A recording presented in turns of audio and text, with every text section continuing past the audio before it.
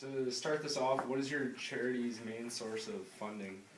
We are mostly funded by the Ministry of Community and Social Services. We are provincially funded through that ministry, so it's not federal funding, it's provincial funding. Right. Just as a little side note there, like what a rough percentage would be from that funding? 98%. 98.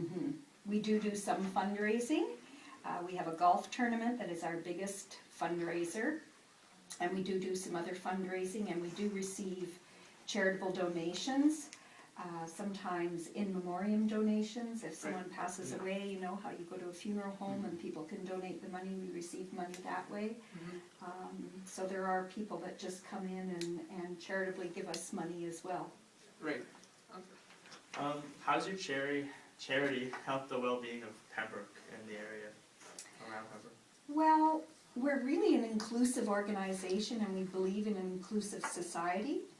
So we really believe that all adults, all people should have their own civic rights and be a contributing citizen in their community, just like you guys are a contributing citizen by being a member of your school, maybe a member of a sports team, maybe a member of a church, maybe a member of maybe you have a job, part-time job, all those kinds of things.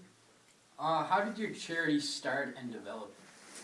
This is a grassroots, what you would call a grassroots organization. It was started by parents of children with disabilities. We are 55 years old, and 55 years ago, children with disabilities couldn't attend the public school. There was no place for them to go to school. The norm of the day, 55 years ago, if you had a son or daughter with a disability, was to place them in an institution. But there were people, parents, and like-minded individuals in the community even then who said, we don't want to send our children away. We don't want to send them away to an institution, away from us, away from their families. So they were the people that got together and decided that they wanted to have an organization that would support their children to be able to stay at home and live in their community and participate. Do you feel that this charity is effective at helping Pembroke in the area? Absolutely.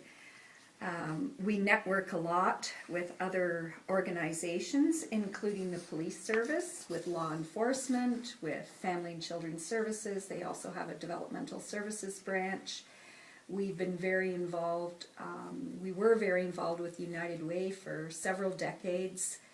We're always looking for other organizations where we can assist them to understand what we do, and vice versa, help them to help us understand what they do. We're very involved with committee work at places like Algonquin College and other developmental service agencies, that kind of thing, area that we serve.